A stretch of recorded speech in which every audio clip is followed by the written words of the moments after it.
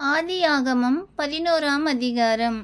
பூமி எங்கும் ஒரே பாஷையும் ஒரே விதமான பேச்சும் இருந்தது.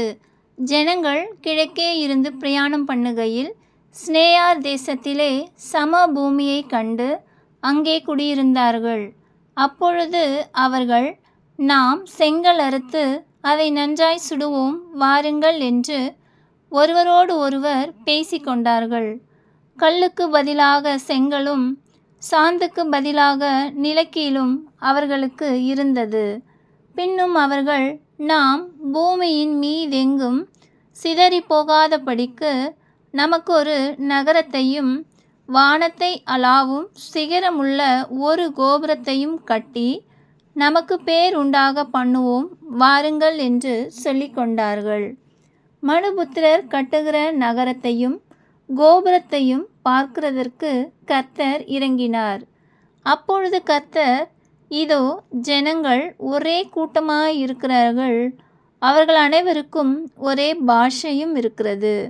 அவர்கள் இதை செய்ய தொடங்கினார்கள். இப்பொழுதும் தாங்கள் செய்ய நினைத்தது ஒன்றும் தடைப்படாது என்று இருக்கிறார்கள். நாம் இறங்கி போய் ஒருவர் பேசுவதை மற்றொருவர் அறியாதபடிக்கு அங்கே அவர்கள் பாஷையை தாறுமாறாக்குவோம் என்றார். அப்படியே அவர்கள் அவ்விடத்தில் இருந்து பூமியின் மீதெங்கும் சிதறி போக பண்ணினார். அப்பொழுது நகரம் கட்டுகிறதை விட்டுவிட்டார்கள். பூமி எங்கும் வழங்கின பாஷையை கர்த்தர் அவ்விடத்தில் தாறுமாறாக்கினபடியால் அதன் பேர் பாபேல் என்னப்பட்டது. கர்த்தர் அவர்களை அவ்விடத்திலிருந்து பூமியின் மீதெங்கும் சிதறி போக பண்ணினார். சேமுடைய வம்ச வரலாறு. ஜலப்பிரளயம் உண்டான 2 வருஷத்திற்கு பின்பு சேம் 100 வயதான போது அர்பக்சாத்தை பெற்றான். சேம் அர்பக்சாத்தை பெற்ற பின் 500 வருஷம் உயிரோடிருந்து குமாரரையும் குமாரத்திகளையும் பெற்றான். அர்பக்சாத் 35 வயதான போது சாலாவை பெற்றான். சாலாவை பெற்ற பின் அர்பக்சாத் 403 வருஷம் உயிரோடிருந்து குமாரரையும் குமாரத்திகளையும் பெற்றான். சாலா 30 வயதான போது ஏபேரை பெற்றான். ஏபேரை பெற்ற பின் சாலா 403 வருஷம் உயிரோடிருந்து குமாரரையும் குமாரத்திகளையும் பெற்றான். ஏபேர் 34 வயதான போது பேலேகை பெற்றான். பேலேகை பெற்ற பின் ஏபேர் 430 வருஷம் உயிரோடிருந்து குமாரரையும் குமாரத்திகளையும் பெற்றான். பேலேகு 30 வயதான போது ரெகுவை பெற்றான். ரெகுவை பெற்ற பின் பேலேகு 209 வருஷம் உயிரோடிருந்து குமாரரையும் குமாரத்திகளையும் பெற்றான். ரெகு 32 வயதான போது செரூகை பெற்றான். செரூகை பெற்ற பின் ரெகு 207 வருஷம் உயிரோடிருந்து குமாரரையும் குமாரத்திகளையும் பெற்றான். செருகு 30 வயதான போது நாகோரை பெற்றான்.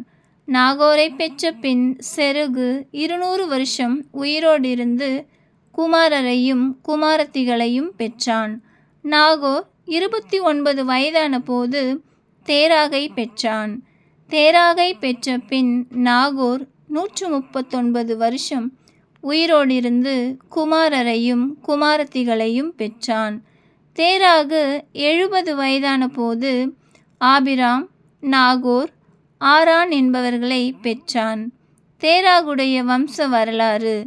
தேராகு ஆபிராம், நாகோர், ஆரான் என்பவர்களை பெற்ற பின் ஆரான் லோத்தை பெற்றான்.